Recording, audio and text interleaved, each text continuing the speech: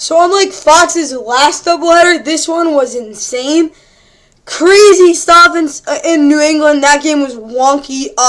It was an insane Saturday. The national games were phenomenal. It was insane. Eagles now you have to wait one more week. Better take advantage of the Saints. You better beat the Saints next week. That's all I got for you guys, though. Here we go. Here's the play of the day. Week 16 NFL Saturday recap. Here we go.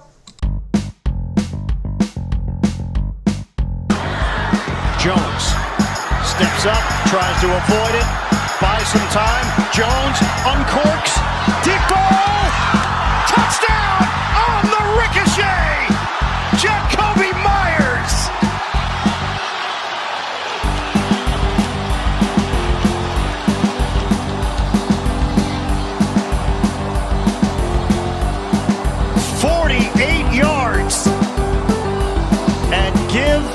Assist to Scotty Washington.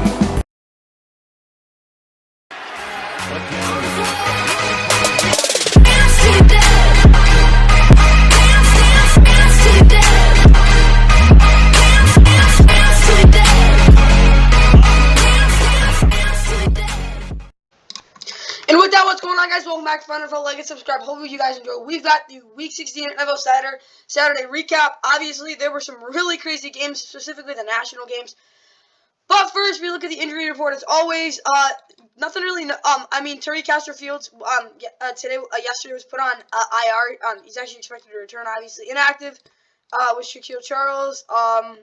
Curtis Hodges was put on IR. He's expected to return. Mark Rodgers is expected to return in Week 17. Nicholas Petit-Frere is questionable for Week 17. Kyle Phillips, Trenton Cannon, and Chris Jackson are all expected to return. Same with Chance Campbell. Jamarco Jones is expected to return as well. Jernard Avery is on IR for the Bucks. What is it called? Now we keep going. Of course, Debo, he might play. I don't know. Drake Jackson didn't play yesterday. Anything else? Oh, yeah, Isaiah Dunn-Tyler not expected to return. Same thing with Allen Robinson and Colin Gillespie, and as well, Dwayne Eskridge is expected to return.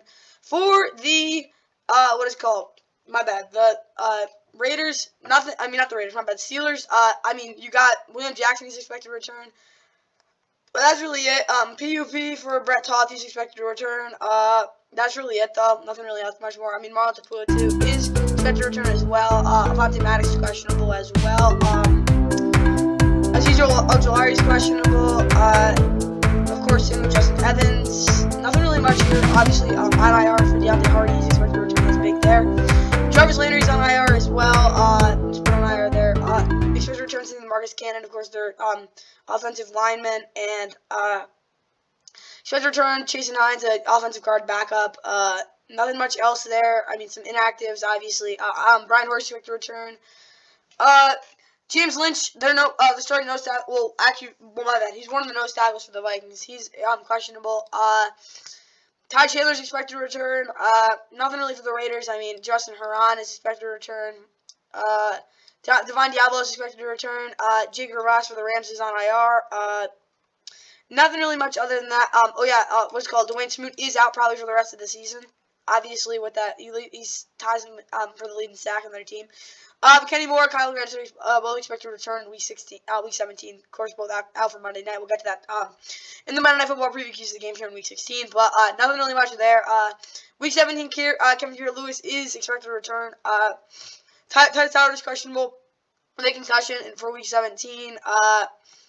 Nothing much for the. Hulba Vita and Tommy Kramer expected to return. Same with Quintus Cephas, Trinity Benson, Bobby Price as well.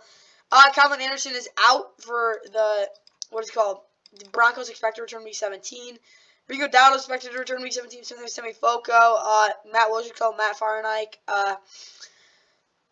Devin Harper is also expected to return. A couple of inactives for the Cowboys as well. Jesse James is expected to return. Same thing with Joe Haig. Drew Sample, Clark Harris, Tyson Anderson also doubtful is Leo Collins for Monday night next week. A lot of inactives, including Hayden Harrison, Jackson Carmen.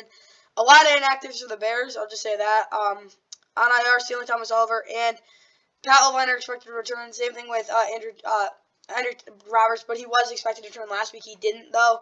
Von Miller, ACL, of course, he's on injured reserve.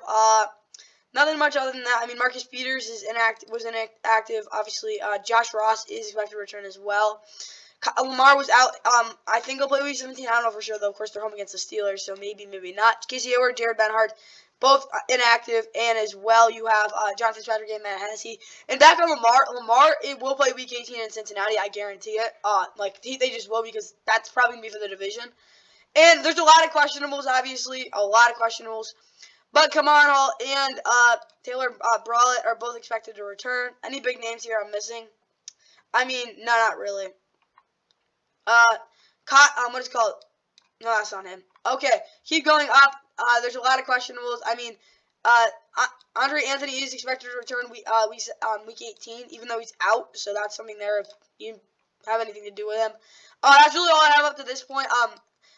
Antoine Woods is out against Tampa, but is expected to return week 17. That's all I got for you guys here in the week 16. Post week 16 NFL Saturday injury report. I hope you guys enjoyed that. Let's get right to the first game, Bills and Bears. Here are the highlights. Lost to the Packers, and the Bills are division champions. Hello, everyone. Welcome to Chicago. Greg Gumbel along with Adam Archuleta, AJ Ross with us in just on first down. Montgomery breaking free inside the 10, inside the 5. Fields throwing this side of the field, wide open for the touchdown. Looking around, now throwing far side, end zone, touchdown. Gabe Davis, touchdown pass. Tyler Bass for the extra point. On number 1. Yeah, Fields even more dangerous in this situation. Gonna throw it, tipped at the line of scrimmage and falls incomplete. Allen stands in, throws far side, intercepted, picked off by Kyler Gordon. Throws it this side of the field, the catch is made, and inside the 25 goes Montgomery. No problem there. This one is off the mark, 38 yards. New set of downs for Allen and the Bills. This is Singletary. Singletary with a hole up the middle. 15, 10, 5, touchdown. Allen looks right, comes back left, and all alone at the back of the end zone. And once again, it's Montgomery, and Montgomery tripped up, and the ball is loose. For these running backs. 3rd and 2. Cook. And here's Cook to the 10, to the 5, to the end zone. Weak to Gabe Davis. Oh. And Davis, ball is out. Bears say they have it. The ball away. Fields with time. Gonna go deep. And the catch is made inside the 25-yard line. And allowing him to make something happen. 4th and 2. Fields gonna throw it, and that is complete. Strong. Allen to throw. Watson, lots of time. And now over the middle and intercepted. Picked off by Nicholas Morrow.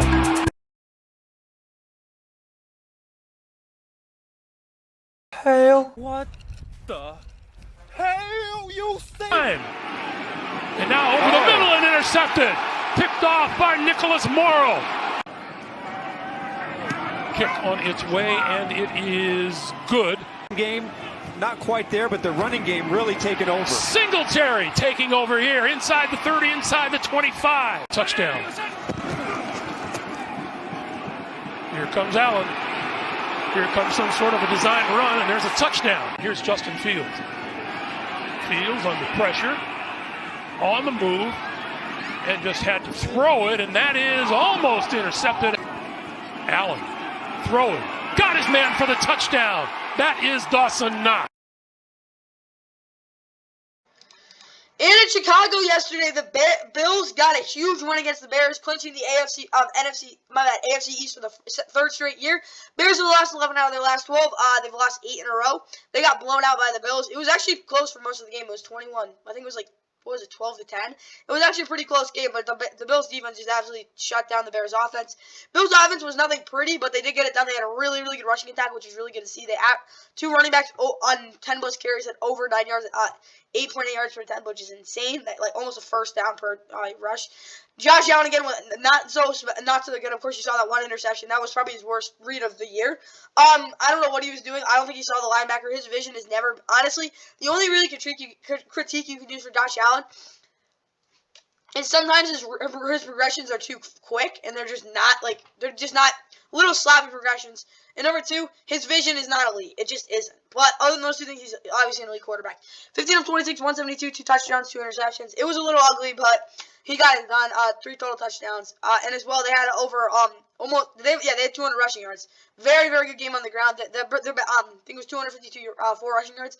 They haven't done that since October 23rd, 2016 against the Ravens. So that's pretty cool. Gabe Davis 3 for 45 touchdown. He was pretty good. Dawson Knox was not very good. He was not a good blocker, but he did have a touchdown as well. Stephon Diggs had his worst game of the season in terms of production, but he was pretty good at blocking wise.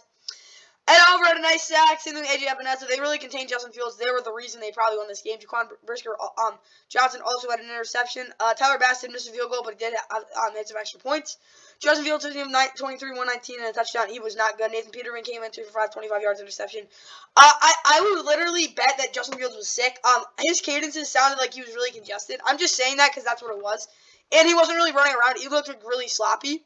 I mean, not sloppy, just really sluggish on the field. That's why I went 7 for 11. He really just didn't really, he wasn't even attempting to run either. When he tried to, he just looked awful. Yeah, I do think Justin Fields was under the weather this week for sure. And not only that, though, it was really freaking cold, so he probably caught a cold. But David Montgomery had 62 yards. It wasn't anything special, but he was about done with their best offensive player. Felix Jones caught a bomb. Deontay Pettis had their only touchdown. Nicholas Moreau, Kyler Gordon with that interception. Jaquan Brisker had a sack. Their defense actually didn't play super bad in terms of limiting Josh Allen and the big plays. Other than, they didn't really give him any big plays. But their run defense was pretty awful. Again, they were just trying to stop Josh Allen, and they didn't really fit the run whatsoever. Yards, Bills had a lot more, 426 to 209. 254 rushing yards, 7.3 yards per play to under 4, which is really bad. The Bears actually had the ball longer. It was just their drives were really bad. 3 to 2 turnover ratios. They actually had more possessions now that I think about it. For the 20 to 11 first downs is not very good either. So that's all I got there, guys. 1 or 2 sacks as well. Let's get right to these game trades for both these. For this Bills offense, run the ball for 175 yards. Bang. 10 most 20 yard plays. Absolutely not. And punish the linebackers by running counters with play action off of it. They did that, but the play action off of it just didn't work. Because, again, like I said, Josh Allen, it was really freaking cold. Not only that, though, he just didn't have one of his best games. It's okay, but, whatever. Offensively, I will give them a plus. I'll actually give them 2 pluses. They were able to run the football when their passing game just wasn't working out. Again, the Bears defense was just literally having 7 guys drop back. So the fact they were able to run the ball really well was really nice to see. Bills defense dictated the line of scrimmage. You have 2 plus sacks from Gregory, so it really did help that Justin Fields, no way he was 100%. So I will give them 5 pluses. Again, they literally just were really freaking good. But again, they did limit Justin Fields a lot. Good for them there. That's all I got for the Bills. Let's get over to the Bears now. And for this Bears offense, Justin Fields in the pocket, poise in the pocket, he kind of did. I don't know what else to say. He looked really bad. David Montgomery did not get the ball a ton. Well, he got the ball a good amount. It just he didn't do a lot, and that's really not okay, but whatever. Offensively, it was really just a duck game. I have to give them 5 minuses. They just sucked. I'll give them 4 minuses. It was a really sluggish game. I'll say one thing, though. Their offensive line did dictate the line of scrimmage at points in that game. Yeah, the Bills' defense, like I said, they did dictate it most of the time, but they really did protect Justin Fields pretty well. Bears' defense, under 20 points allowed. They didn't do that. Under 25 minutes possession, no. And Joe Thomas has to stay true to the A-gap. He did. But Nicholas Moreau and Matthew Adams, they did not set the edge whatsoever, though. That's one of the reasons they lost. They did shut down Josh Allen pretty well, though, so I think that's decent. But, again, they gave so many rushing yards. That was pretty freaking bad. I'll give them 3 minuses, though. I guess they kind of kept them in the game for some part of it. It was just a blowout in general. Let's get to the next game, Saints and Browns. This one was freaking wild. Jay Feely and Aditi Kinkabwala. All right, James here in Cleveland. Dalton protected, that pass deflected and picked off. Intercepted. It's Grant Delpit. Delpit still looking for Dave. For CBS crew, happy holidays from Cleveland. Here's Watson looking for the edge. Watson is going to stroll in for the Cleveland touchdown. Watson steps up. It's complete. Cooper. Just an exquisite pass from Watson. Watson thought about climbing the pocket. He's got all day to throw, but everyone's covered. He'll finally fire a strike, and it is dropped in the end zone. Cooper headed for against Tampa Bay. back in week 12, and boy, he's going to be thinking about that one. Lutz, a Pro Bowl kicker on a 23-yard attempt, makes it look easy. All season long for the Saints, this is Hill breaking free. Season long for the Saints, this is Hill breaking free. Getting a score and to get the ball again, this Browns offense hasn't been on the field. Read option play, this is Taysom Hill, and he bangs it in for the Saints touchdown. Watson's pass broken up and intercepted. Picked off. Back to the ground game with Kamara. Bounces off a would-be tackler, and he's in for the Saints touchdown. This year. Stefanski rolling the dice. They're going to throw it again. 4th and 2. Incomplete. It comes down to this for Cleveland. 23 seconds. Watson all day to throw. Now here they come, and they bury him. And in Cleveland yesterday, the Saints knocked off the Browns 17-10. This game was an absolute smash-mouth slugfest of a game. Andy Dalton, 8 of 15, 92 yards interception. He was pretty terrible. Like, I mean, he looked the balls he was throwing were absolute ducks. They go to 6-9. I guess they have a shot at winning, getting the division. I do think, yeah. They're gonna have to win out. They're gonna have to have the Bucs lose too. They're gonna win today, so they're gonna have to have the Bucs lose out after this week, after today. So yeah. The Saints have a very low shot of making the playoffs, but you never know. They won their second straight game. They played okay. I mean, they ran the ball pretty well. Taysom Hill looked really punishing. Touchdown on 56 yards and 9 carries. Alvin Kamara wasn't efficient, but he did, again, look really punishing. Not to be used to see from him. Passing game was completely inept. They didn't do a lot of it either. Tyrann Mathieu, 6 tackles. I think he played really well. Cam Jordan and Caden Ellis did not contain him. What is it called? Deshaun Watson, but they did play well. Carl Granderson was definitely the best, most consistent edge rusher today or yesterday. Had a sack. Dennis Sorensen also had an interception. I don't think this team played terrible at all, but I guess they won. Browns, Deshaun Watson, 15 of 31, 135 interception. He was not great. He wasn't terrible. Like, he just wasn't bad. The reason I say that is because he was able to throw the ball in the wind, and it was just really freaking cold. You got to keep the weather in mind. I really don't think he played that bad. The interception was just right off the receiver. And he dropped a touchdown as well. This game should not have been 17-10. They should have won this game. They actually ran the ball pretty, not efficiently, but they actually ran the ball with purpose, which was nice to see. They had a touchdown as well. From Deshaun Watson, Kareem Hunt has had his worst year of his career for sure. Amari Cooper, 6 for 71. He was really good. That was literally it. He dropped a touchdown, though. But he was definitely the only really guy doing anything. In terms of the actual whole offense, now that I think about it. Reggie Dragon had 7 tackles. Okay. Tony Fields didn't really pay really any attention to him. Grant Delpit did have an interception, though. He was very, very good covering up those C gaps. I don't know why Myles Garrett's still playing 3 tech. It's just really not working out. He needs to probably go out to 4-eye or 5. I don't really know what else to say there. Like, it's just not working right now. But McKee York hit a field goal. He looked pretty good. Stats. It was really just, again, 500 total yards, not even 500. No, yeah, 503 total yards, not really anything special. 1-1 turnover ratio. This game was actually pretty freaking even now I think about it. I just think the Browns blew the opportunities they got. The Saints really didn't. That's really the reason they won. Saints offense, they didn't get to the ball to David Johnson, but it didn't matter because Alvin Kamara was really freaking good. Yeah, maybe not the Christmas special, but again, he was basically their whole offense. I have to give them an underscore though, because again, they didn't really throw the ball. They're not gonna beat anyone like that again. But they did what they were supposed to when they had bad weather. So that's really what happened. Saints defense, don't want Deshaun running around. They did though, and they did give up over 100 total rushing yards, and but they didn't give up over 20 points, which I really think they won. They kind of got really lucky on some plays. They should have lost this game for sure. Probably give them 25 points. 25 plus points, but they did play well. I actually do think they got lucky. I'll still give them plus though, because 10 points is 10 points against. Now let's get over to gave this Browns offense, give Deshaun Watson more downfield opportunities. He did. He kind of blew a couple of them. Didn't really work out well. Amari Cooper was their leading receiver. Just didn't have 100 yards. They didn't score 20 plus points. They blew a lot of opportunities. They're only using 4 minuses because they ran the ball the way they wanted to. They schemed up a lot of good plays, but the weather just didn't work out the way they wanted to. I will give them 4 minuses though. Now, and remember this Browns defense. Stop Andy Dalton from throwing the intermediate middle throws. They did do that. Double switch. He did no crazy plays. He had some crazy plays.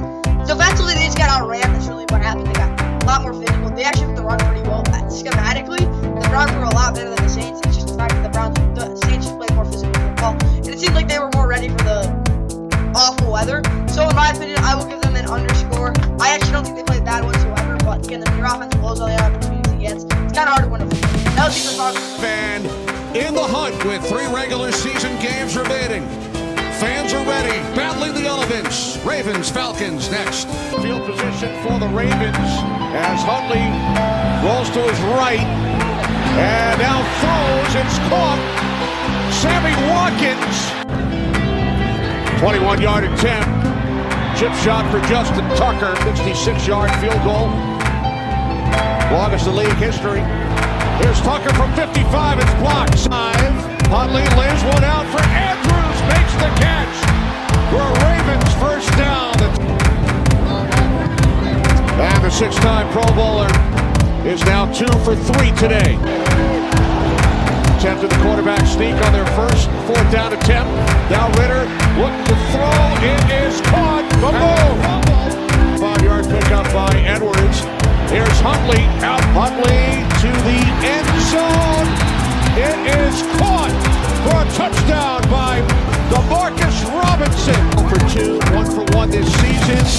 Huntley will walk it in to Algier, and then Algier makes the catch, spins across midfield, first down and more. Nothing.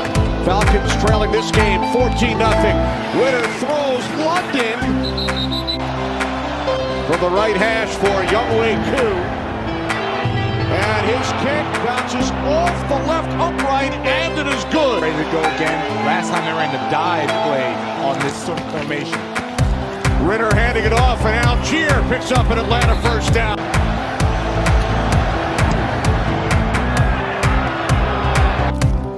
From the Falcons, 46. Edwards inside the 20, still going. Got one blocked from 55 yards out from the left hash.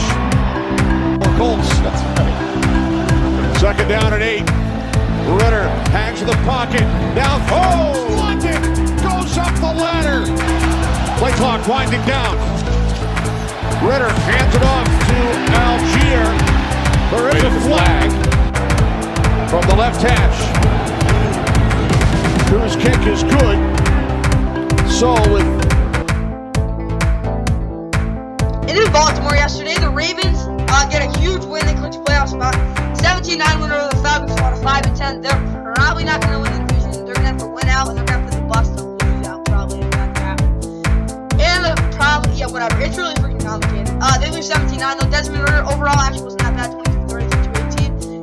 Yeah, I honestly think he's probably playing better. He's actually probably better than Mariota. Mariota can't make any outside throws off rhythm for his life. Desmond Ritter was doing that all day. He was able to throw the ball consistently where he needed to. Even if it was high, because again, these receivers can't catch high balls. Not trying to make that sexual related. Whatever. Tyler Algier wasn't efficient, but he had some decent runs. Cordell Patterson only getting 8 carries is kind of inexcusable. He wasn't very efficient, though. Drake London for 96 was their leading receiver. He had a very good game. Tyler Algier again is playing pretty well. Cordell Patterson with a really nice catch. Omid Zaccheaus, I don't know why he's catching balls underneath. He should be getting deep balls left and right because he's their fastest player. Okay, Richie Grant wasn't very good at all. These are all because they just threw it over the middle, all over the place. And of course, Lorenzo Carter had a lot of pressure. Maybe not even bad penetration was the right word. And Younghoe Koo hit 3 field goals, one off the upright as well. Ravens, Tyler Huntley didn't do anything special in terms of the receiving game. Same score as his completion to attempts. 150 yards, touchdown. They just ran the ball down their throats. That's really what happened. I mean, Tyler Huntley wasn't efficient, but hey, they won. Mark Andrews caught one big catch. Of course, Sammy Watkins caught that bomb. That was a really nice play. Deshaun Jackson also 1 for 10, and DeMarcus Robinson also caught a touchdown. Roquan Smith, yeah, 7 tackles, 8 assists, whatever. Yeah, he does that. Marlon Humphrey was not good. He got absolutely toasted sometime. But I actually just think he got a lot of balls thrown at him. Justin Matabuki had a sack. I think they had 2 total sacks. This was really just it wasn't a good game. Justin Tucker, of course, got a field goal blocked. Stats-wise, the Ravens had, well, actually less yards, but they had a lot more rushing yards. That was really the only difference in this one. Overall, the Falcons actually played a better game. 1-0 turnover ratio, though. They didn't score in the red zone either. That's really what you get here. The Ravens are just a really freaking physical football team. That's the reason they've really won this game. Let's get right to the keys of the game grades for both these teams. Okay, Falcons offense take Marlon Humphrey and Marcus Peters out of the game with 35 post rushing attempts up the middle. They didn't actually run the ball as much as I think they would. But Desmond Ritter was up to the task. He played a pretty darn good game. So offensively, I will give them an underscore. I really like this out Desmond Ritter. But the fact they couldn't score in the red zone really just hindered the game plan. Because they were able to do the football really well. It's just when you can't score in the red zone, you're not going to win many games. But overall, I don't think they played bad. Falcons defense, no big plays. Gave up big plays. That was really bad. But the greatest year got just really disrupted any type of passing thing. passing rhythm that Tyler Huntley gotten. And Arnold Ibikidi had a couple big pressures. But overall, this Falcons defense, they've really limited the passing game. But their rushing defense was absolutely atrocious, so I have to give them 3 minuses. Now let's get to the again, Tyler Huntley did not get really touched at all. J.K. Dobbins and Gus Edwards, 3+ total touchdowns, no, and 20+ points. They didn't get 20+ points, but again, they ran the ball really well. Again, against a better team, they get their butts kicked, so I don't know what else to say. I will give them my plus, though, because, again, they got the job done. Defensively, though, very, very good game, 3 pluses. Yeah, again, the Statsman kind of diced them up on a couple of drives, but they came down in the red zone, and just the money downs, they really just they won the game there. That was really good, and they did get off to a strong start. Steelers Ravens defense, I'll give them 3 pluses. Now let's get to the Seahawks and Chiefs. This game was pretty good, but I think just the team that lost was just a little overmatched. Geno Smith, there's a lot on the line with 3 games to go. Well, he's put together an impressive season, but today's the day. Listen, he won the quarterback job. He's a captain of this team.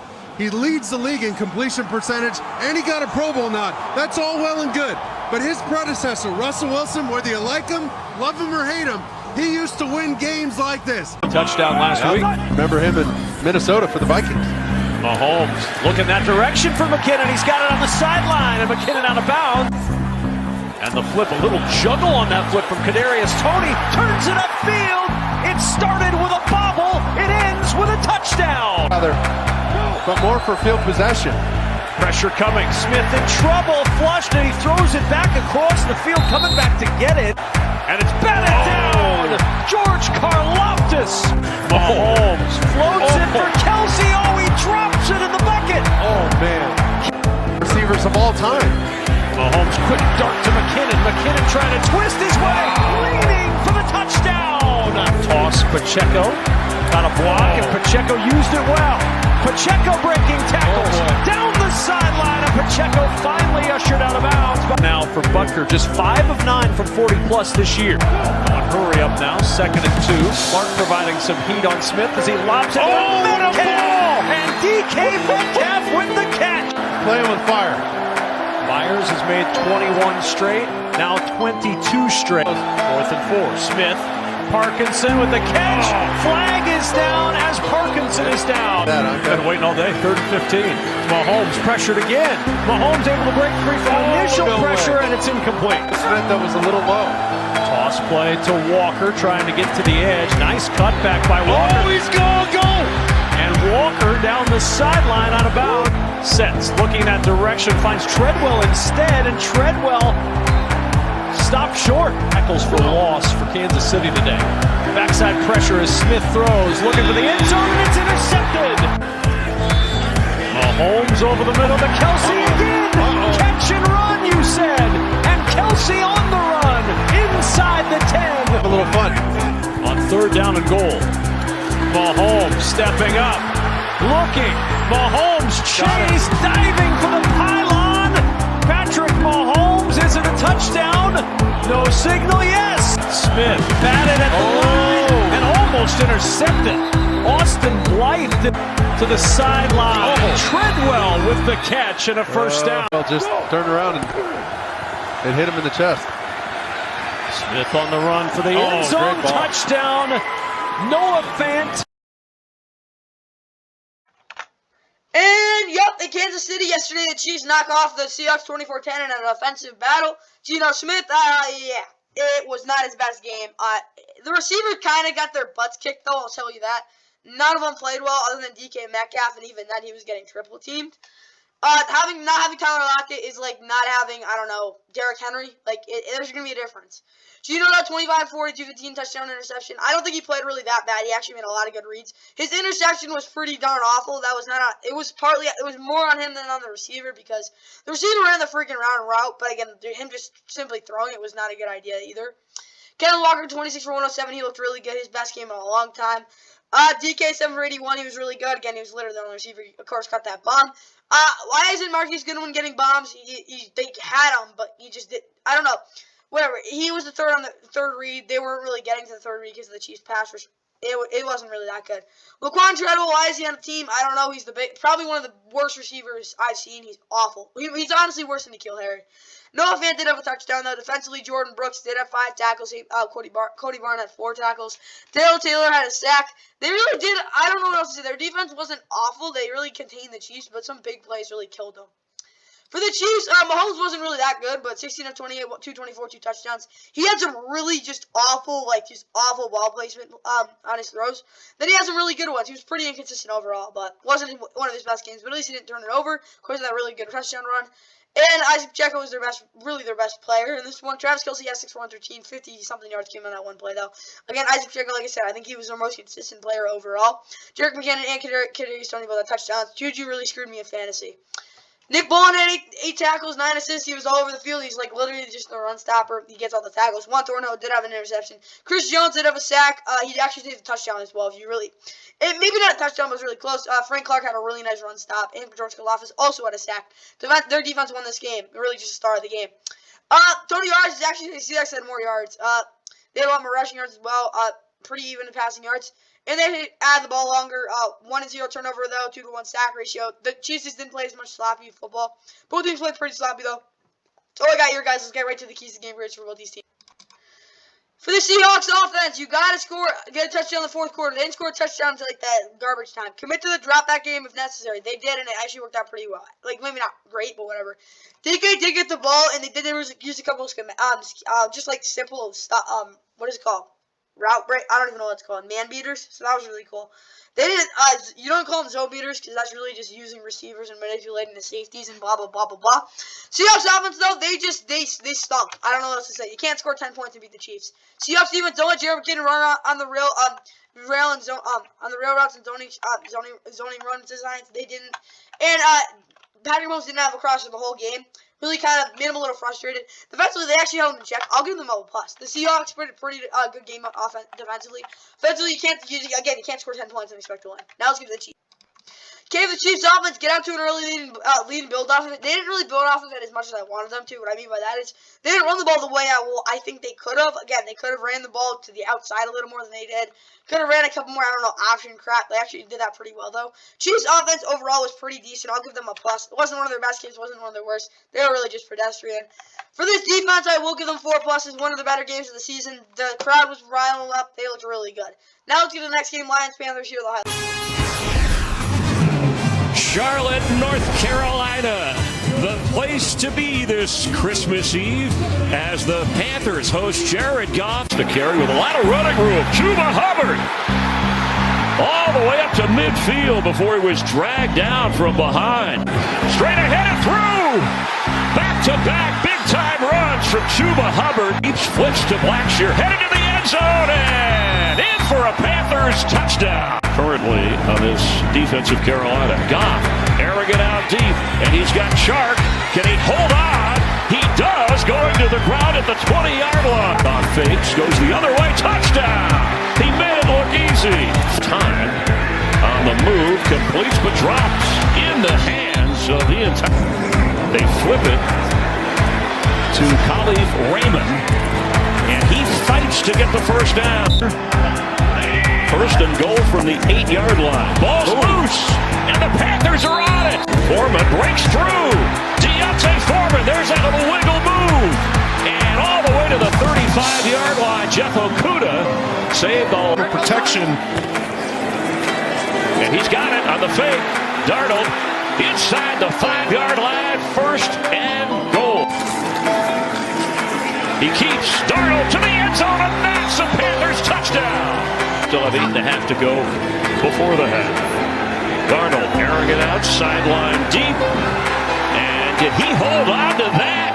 What a catch. First and goal. Panthers moving toward the end zone. Foreman, it's a touchdown. Carolina Panthers. Here comes up.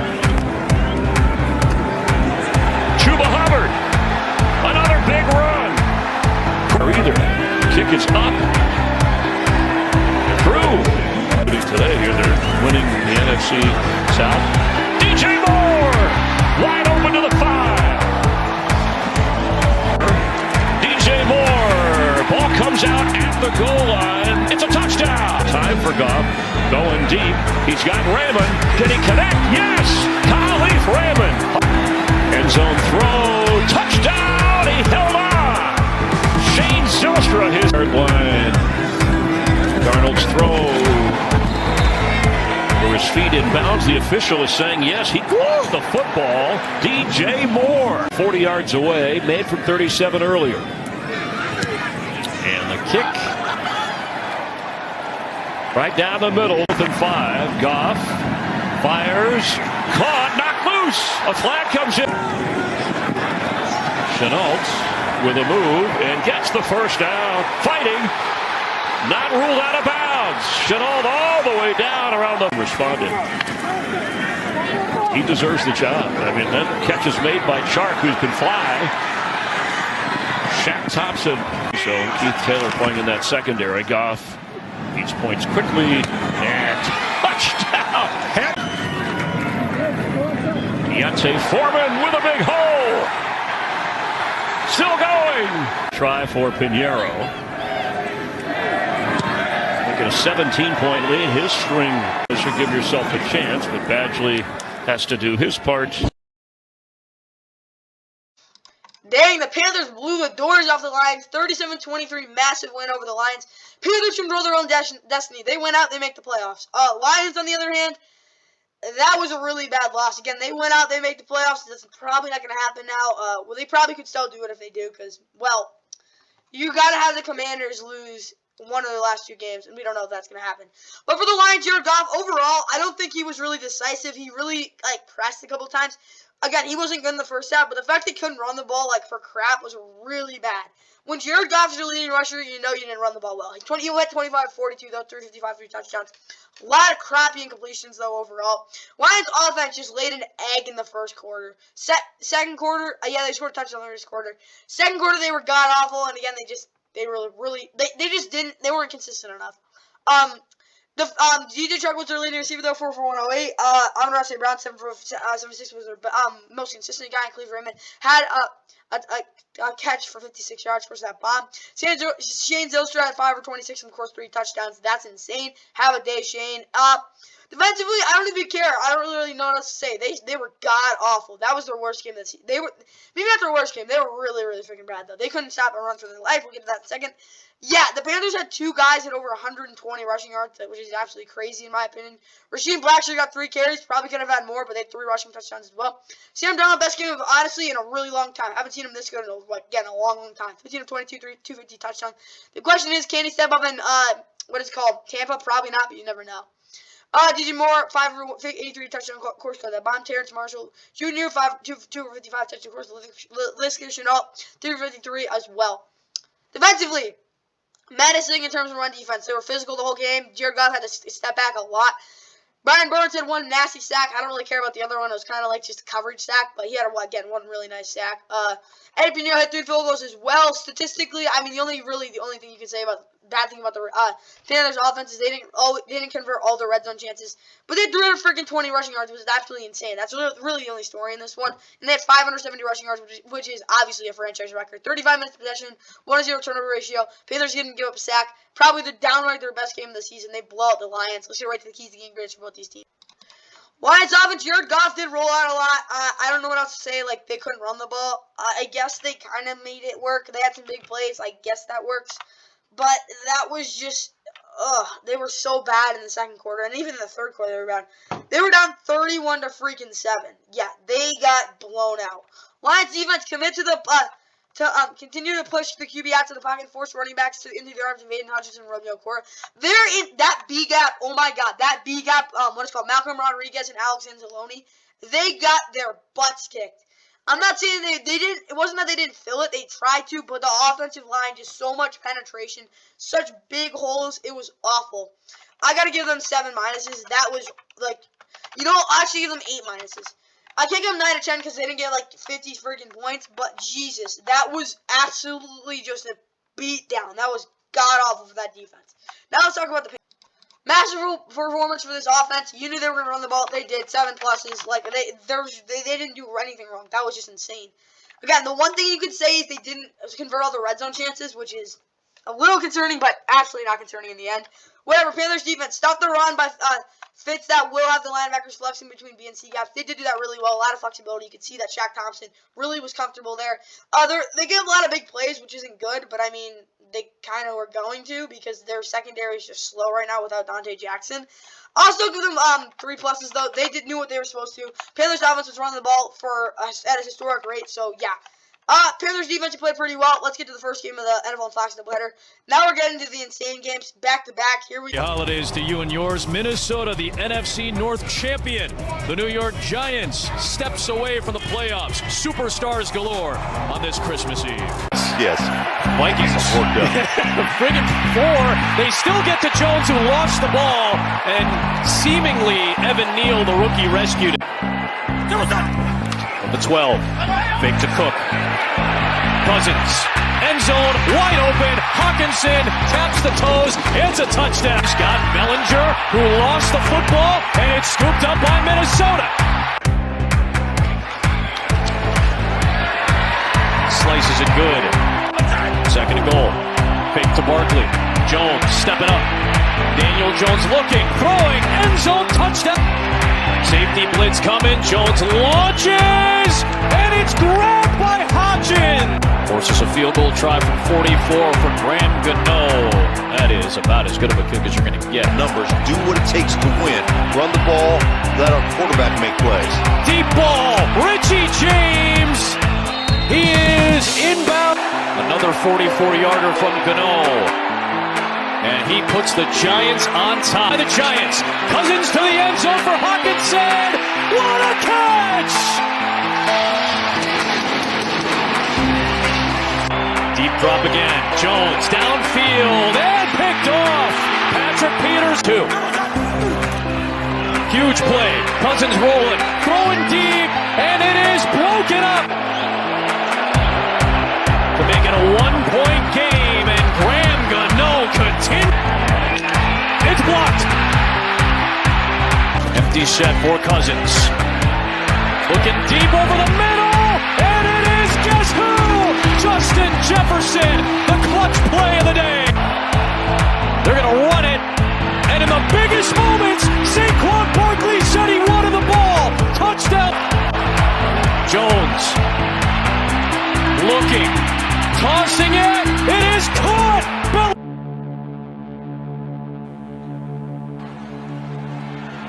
Ball is placed down. Gano from 63 yards out. It is good. Is it good? It's good. Philadelphia wins it. Oh, God! No, God, please, no! And he has done it again! The Giants hate playing in games where it comes down to a last-second field goal, at least when they have it against them. That I don't think Greg Joseph had any business of hitting that, but he did, 61-yarder. The Vikings are now 12-3. They're a game back of the Eagles, so they're not going to get the number 1 seed. They don't want to lose, though, because the 49ers will get the number 2 seed if they don't get that. Then they'll have to play this Giants team again. I'll tell you this, though. The Giants, they have to be the 6 seed. I'll just say that. They cannot be the 5 seed or they cannot be the 6 seed. I'm at the 7 seed. If they're the 7 seed, they'll get their butts kicked. What the Giants want to hope is they get to play to rematch with the Vikings in a wild card round. The Giants, though, take care of business against the Colts, you're fine. What I will say, though, is the run game is really nice to see. It's really nice to see that Saquon is running the ball really consistently, 14 for 84, touchdown. The real problem is they don't have a guy who's an actual receiver. Darius Slayton's their number 1 guy, cannot get any separation. That's simple as that. Isaiah Hodgins is a bum off the street. He's like a 5th string receiver. He's like the 8th receiver on the Bengals. It's really stupid. But he was pretty good, 8 for 89 touchdown. He just can't get any separation. Richie James is a returner, fastest player on the offense. Daniel Jones, for all I gotta say is he deserves a contract. He's playing really well. 30-42, 34, touchdown, interception. The one thing I gotta say is that interception was not a good throw. He could have put it out wider, but Isaiah Hodgins, that was an awful route. It wasn't a good throw by Daniel Jones whatsoever, but I will say Patrick Peterson did bait him really well. Okay, Fabian Moreau, 5 tackles. Dexter Lillard, 5 tackles. Kayvon Thibodeau didn't really get much pressure, but Jalen Smith did have a sack. They actually had 4 sacks. No, wait. let's see, 1, 2, yeah, they had 1, 2, 3 sacks, 4 sacks. They got good pressure. Defensively, they played a good game.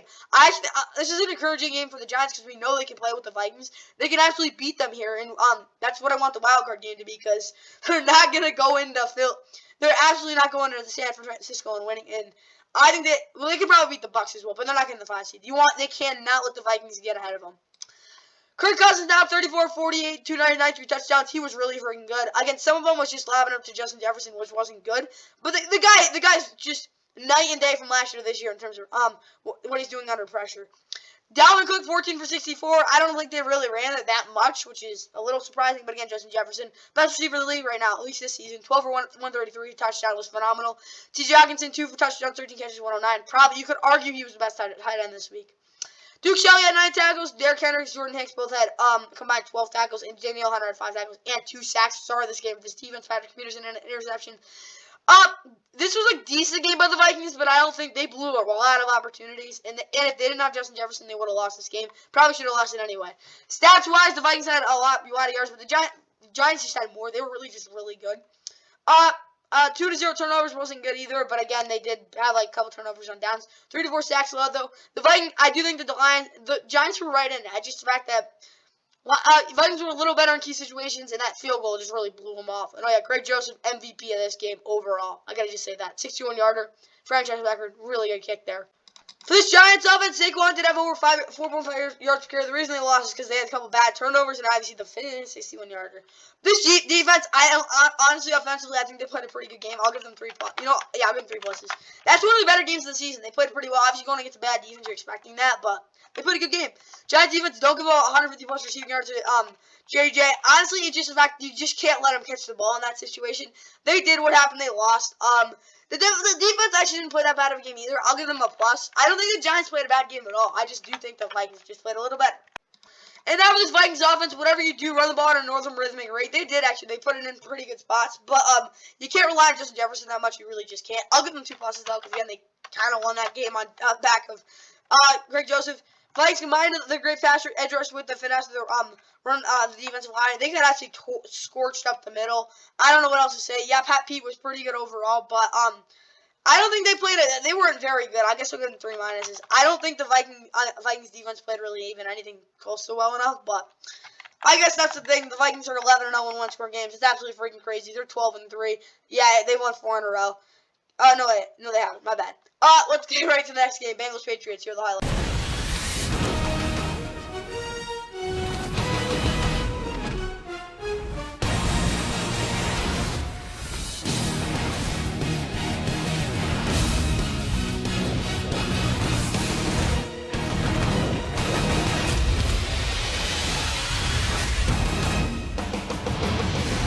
It's week 16 of the NFL on CBS. We join you today from chilly Foxborough, Massachusetts. We've got the Bengals and the Patriots. The opening kickoff is coming up right here on CBS. Jamar Chase named the Pro Bowl. Burrow looking down the sideline. Higgins, 50-50 ball. It's caught by Higgins. Play our game. Here's Burrow out of the gun on 2nd and 5. Catch made. T. Higgins lowers his shoulder. Extra point. Just get the sense, Charles, Cincinnati, they know they're good. The throw to the end zone. Caught for the touchdown. Trenton Irwin. Center. Looking for 2. Trying to drive in there. P. Ryan can't get it. Addington replacing Cardona. And this one is... How about Cincinnati? On a give, bouncing to the outside, Mixon cuts it up. Flags fly. Adamitis to snap it, Chrisman holds it, and it is good.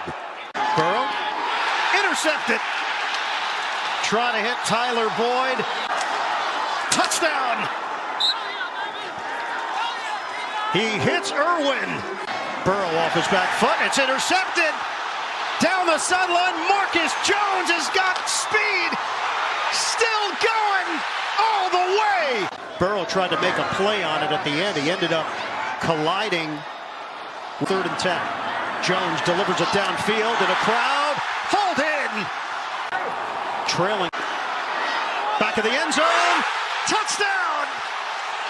Kendrick Bourne. The way the momentum is starting to shift. Burrow guns it. Up high, handled by Higgins. They handle the snap. McPherson. It's no good. The air, sideline. It's caught by Bourne, but incomplete. Did the second foot get... And 29. Jones steps up, tries to avoid it, buys some time. Jones uncorks. Deep ball. Touchdown! Lateral. And the extra point is no good. Losing the football. Jamar Chase. Patriots take over.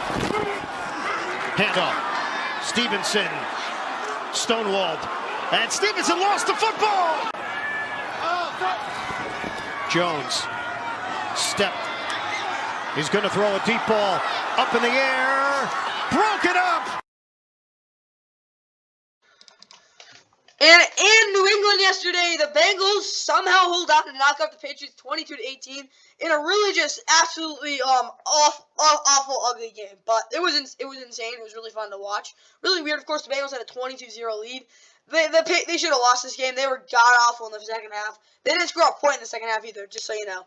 Joe Burrow, 40, 52, 375, 3 touchdowns, 2 interceptions. He had some really nice throws, and he had some really awful throws. It was one of his, it was a wild game for him, I'll just say that. Footwork was awful as well. Like, I don't know what else to say. Like, just really effed up right now. Joe Mixon, okay, I guess so. He got some really just wasted carries, I guess, at the end of the game, but I actually think he played one of his better games of the year.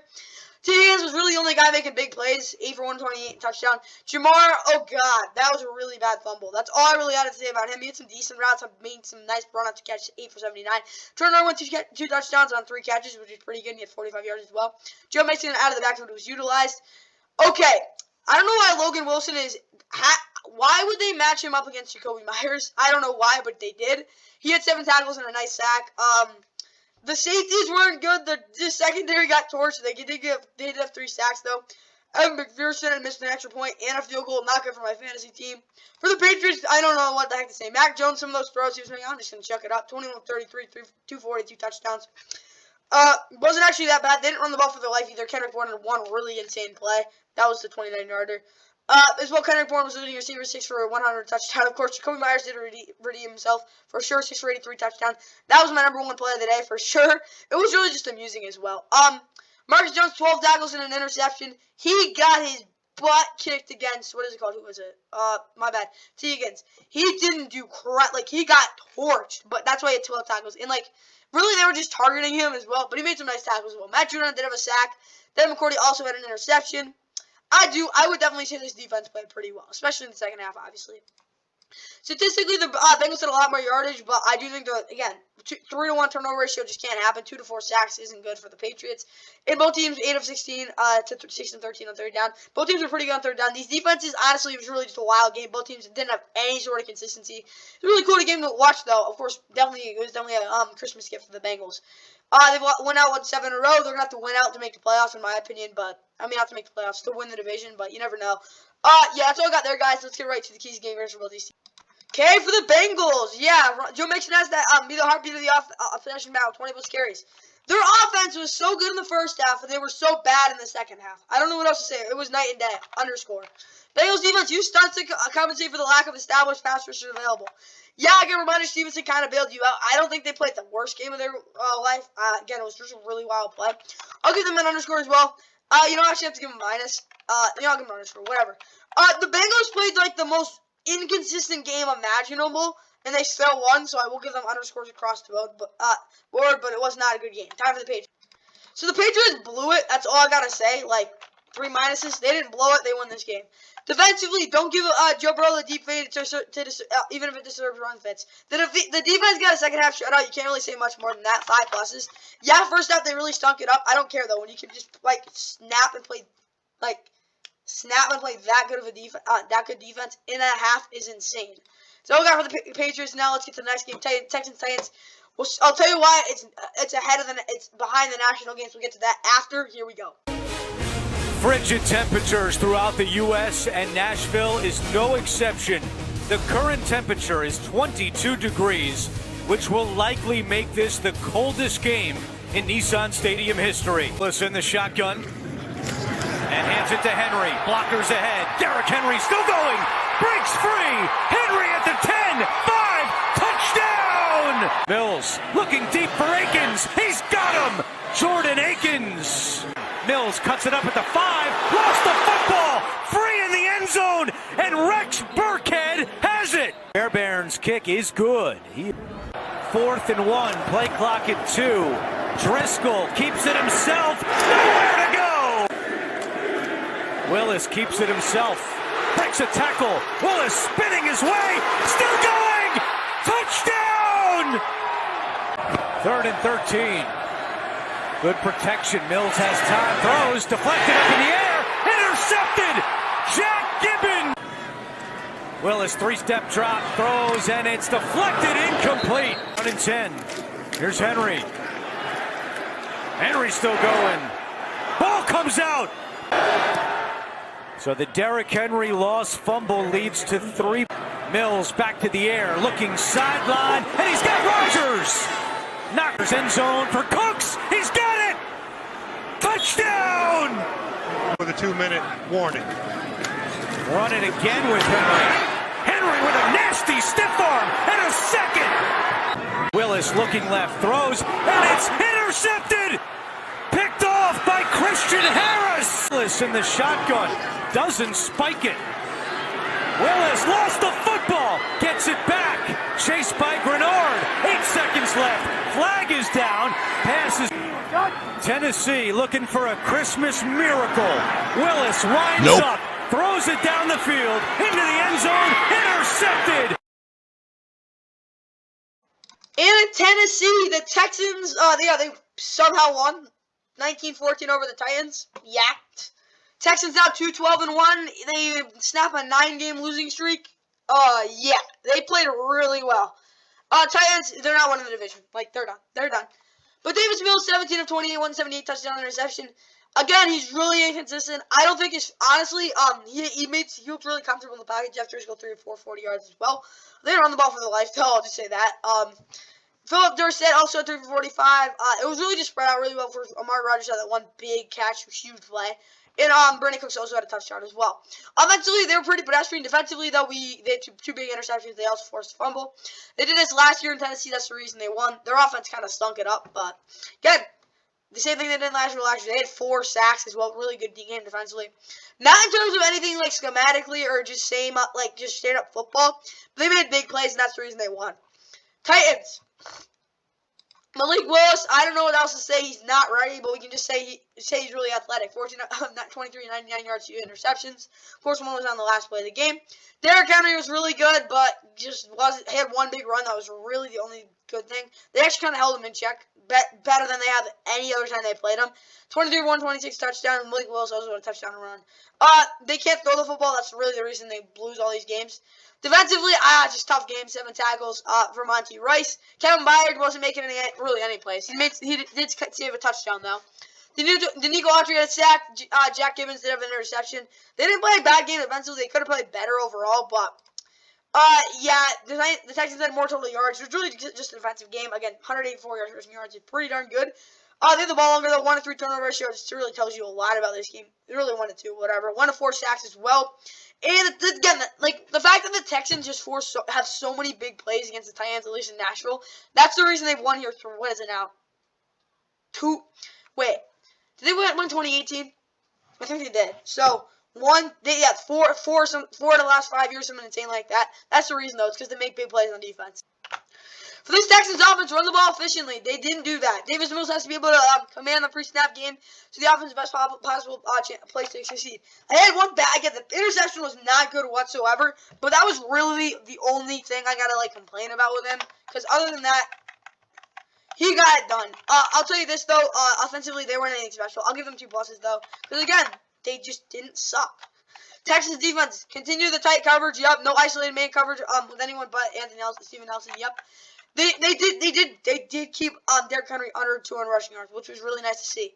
Defensively, though, again, big plays was the reason they won. I don't think overall they had their best game, but I will give them 4 pluses because, again, big plays are big plays. Okay, Titans. Now for the Titans. They did what they did, but it just didn't work because again, you got to be able to throw the football. Yeah, that's the one thing that you overlook.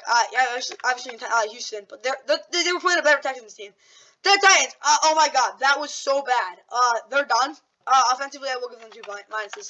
The reason I'm not giving more of those is because they did have Malik Willis. They had a shot at the end, I guess so. Whatever.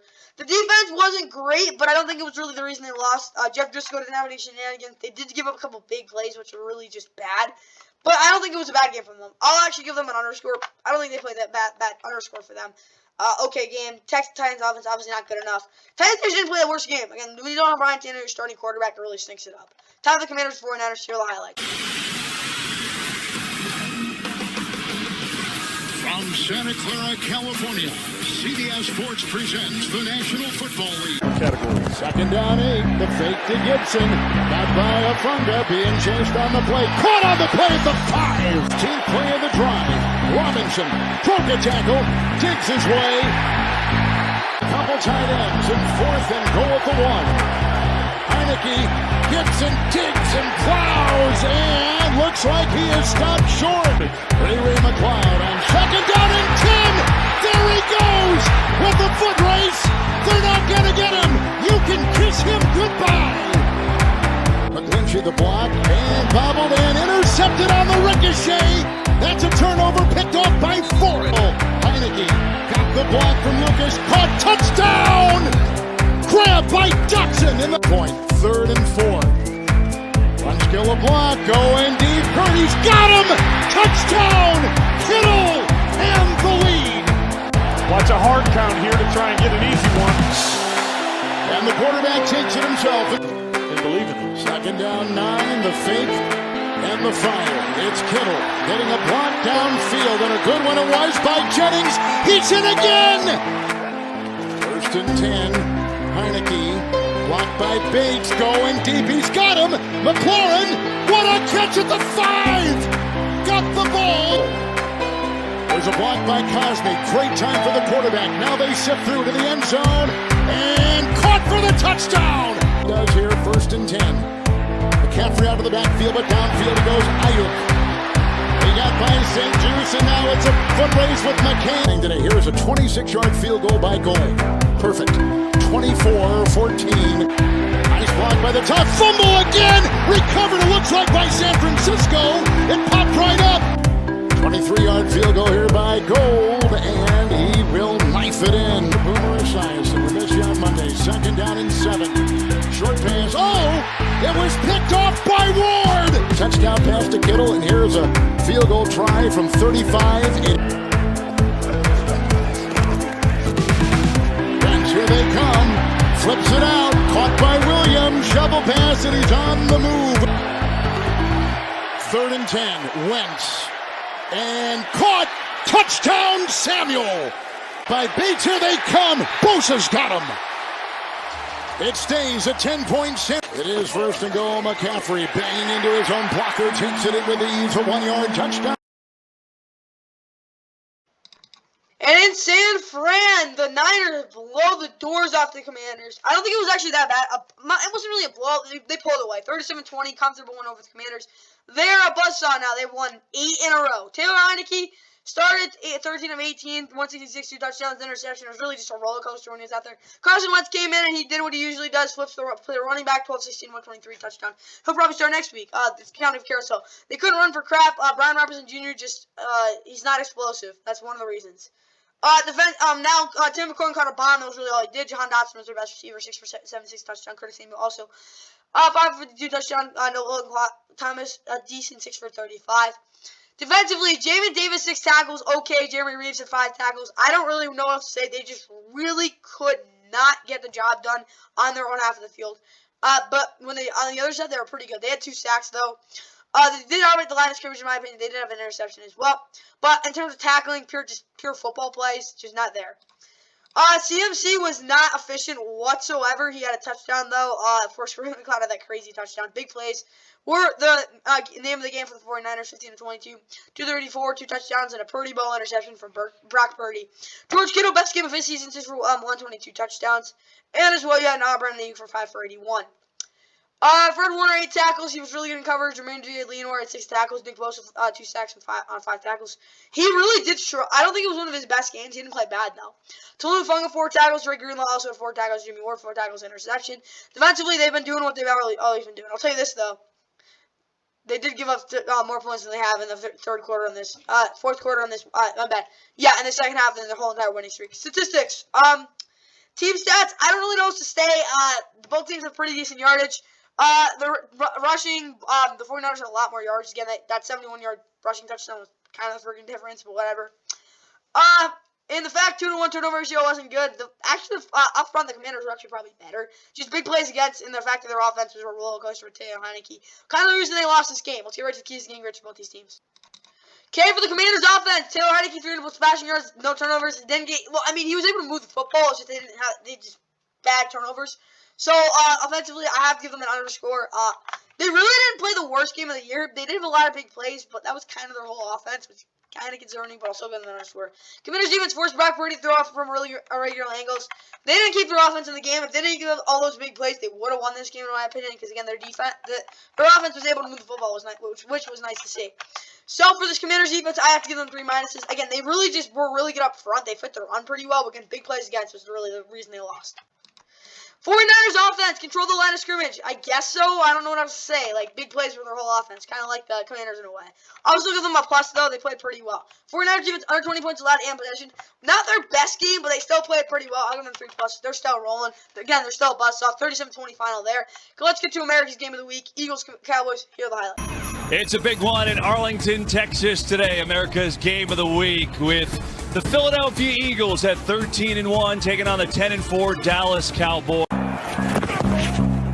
Another fake. Minshew has a man wide open, and he's got the completion. It's Brown catching, turning. Instead, it'll be Jake Elliott from a field goal try. 25 yards out, and the kick is up and good. Some game gets even better. The fake. Prescott low. Roll out, and it's intercepted by Sweat. Josh Sweat breaks a tackle. Sweat is going to score. Maddox is there again. Prescott still on his feet. He completes. It's a first down. Hall of Famers on the field together. Gonna run it to Elliott, who walks in for the touchdown. Slings one over the middle, and it's intercepted. Kurz has got it. And no, they're gonna go. Prescott back. Pressure comes. Lets it fly to the corner. Incomplete. 4-man rush. Prescott going deep. Has Lamb. He's got it. And the spin. And he's in. Minshew gonna sneak it in. Is he in? Waiting for a signal. 21 yards out, try and tie the game. And it's up and through. This is a 47-yard try for Elliott. His kick is up, and it is good. 4th and 3. Minshew rolling, floating, got a man caught for the touchdown. And the kick is hooking, but it's up. Minshew ball is loose. It's on the ground. Dallas picks it up and just tripped up his Kurz, who had the interception before. Scott rolling, looking, firing. It is caught for the touchdown. There's nobody back for Dallas. 3rd and 6. Everybody's coming. Minshew fires. It is caught. Smith, touchdown. Phillies take over. Here's Prescott. Pressure again. Steps in, just throws it deep as far as his arm can take him. Looking for Hilton. Oh, he caught it. Prescott fires, caught, Lamb, touchdown. 2nd down. Minshew lofting, is it a catch? Let's see. 4-man rush. Minshew throws. Who's got it? Looks like Bland has it. Kick is up, and kick is perfect. Sanders in trouble, lost the football, it is loose, and it's still loose. And this kick is true. In trouble, just lost it up, nobody home, Cowboys gonna win it.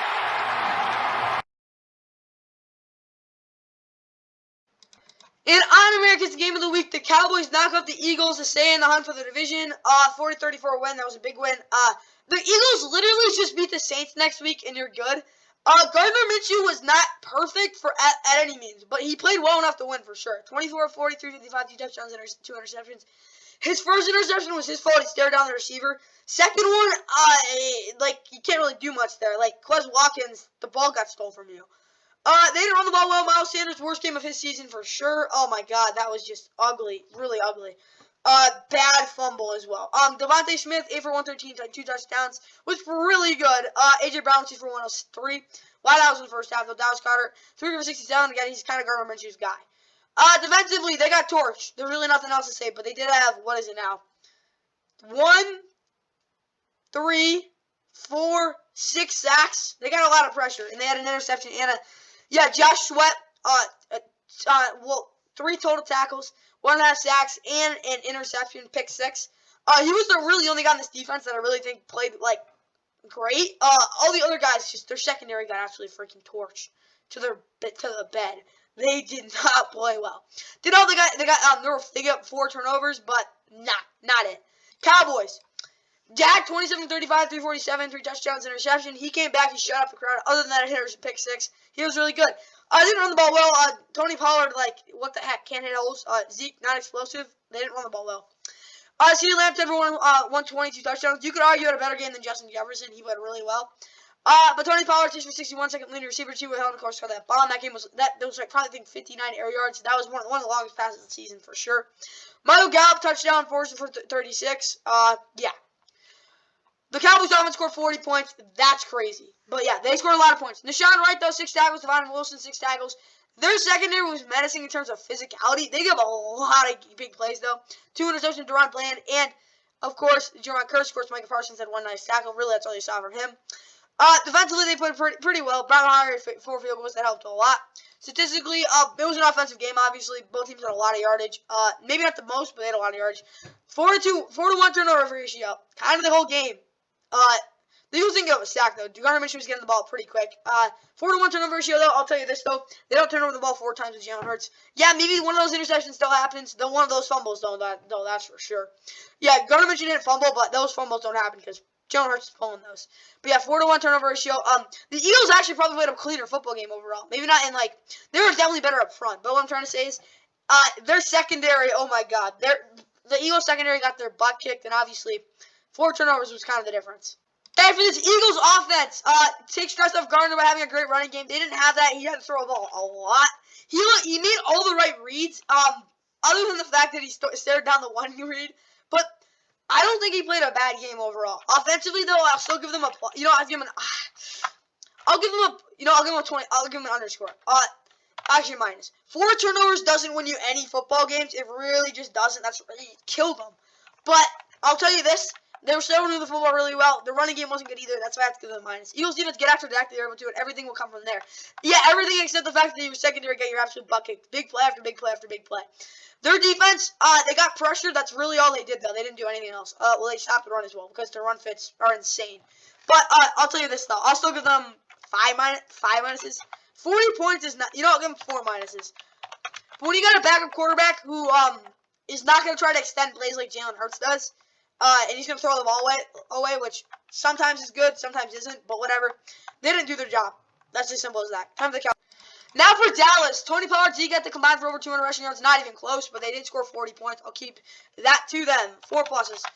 Cowboys defense, forced 2+ turnovers. Yep, and don't give it more than 2+ touchdowns in the red zone. Did they give 3? I forgot. Whatever. Their defense wasn't perfect by any means, but I do think they came through in the end. 4 total turnovers against is pretty darn good. They were really physical overall. I'll give them 4 pluses as well. Now let's get to the NFL Network Holiday Classic. Raiders Steelers. This was a classic, old-fashioned, smash-mouth football game. Steelers coming up, about to kick. We have Rich Eisen, Steve Mariucci, Michael Irvin, and Kurt Warner in the booth. Guys, take it away. Throws it to his right for Renfro, who grabs it, makes a move, and scores!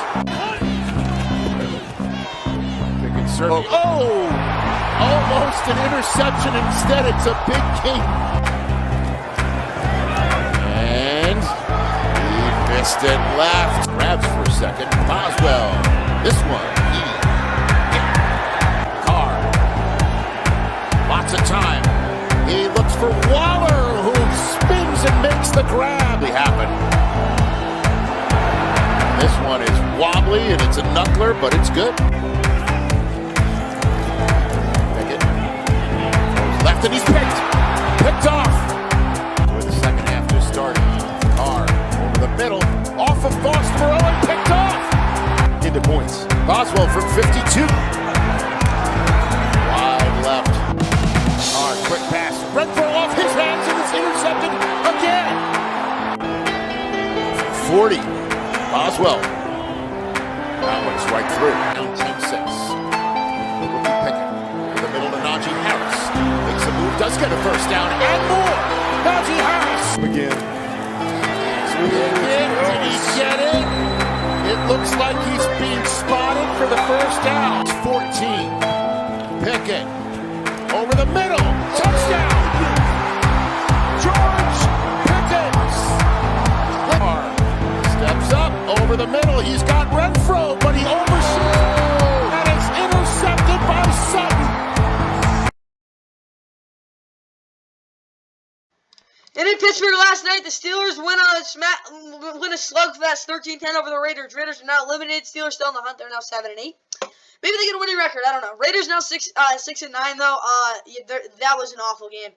Defensively, they really just didn't give a single big play. They kept everything in front of them. They were really good against the run. But offensively, couldn't run the ball. I didn't really expect them to get any big runs, but Jesus.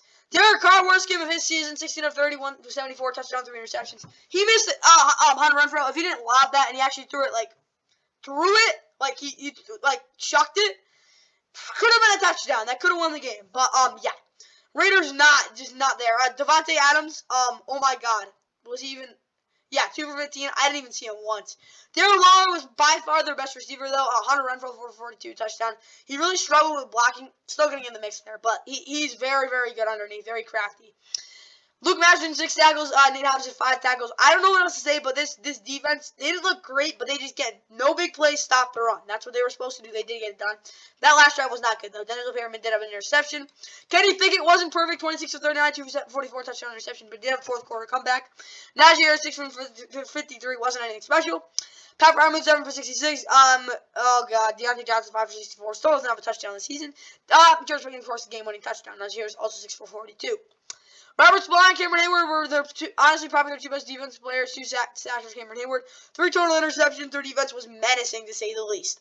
Chris Boswell also missed 2 field goals. For the stats, the Raiders just didn't really have any yardage. That's kind of as simple as that. 3-to-1 turnover ratio as well. But I will say this, the offensive line of the Raiders, in terms of, they were just pure crap, and the Steelers' offensive line just wasn't bad. That's all I got there, guys. Let's get right to the keys game grades for both these teams. And for this Raiders offense, Josh Jacobs, 20-plus touches. They got on. I think they might have got on that. Maybe not. Derek Carr, 2-plus touchdowns with no turnovers. Absolutely not. And get the ball in the hands of Darren Waller in the red zone. They didn't do any of that. So, yeah. 5 minuses. They were so... I'll give them 6. They were able to move the ball in the first half, but they were so just straight up dysfunctional in the second half. They were better than the Lions defense, though. That keeps me at 6 minuses. Raiders defense, 125 rushing yards allowed. Yeah, defensively, they executed a pretty good game. I'll give them 2 pluses. Again, that last drive was not good, but I think that's one of their better games this year. Okay, Steelers offense scored 10-plus points in the first half. They did not do that. And Najee has to lead the way. He did on that final drive, and of course, Kenny Pickett got it done.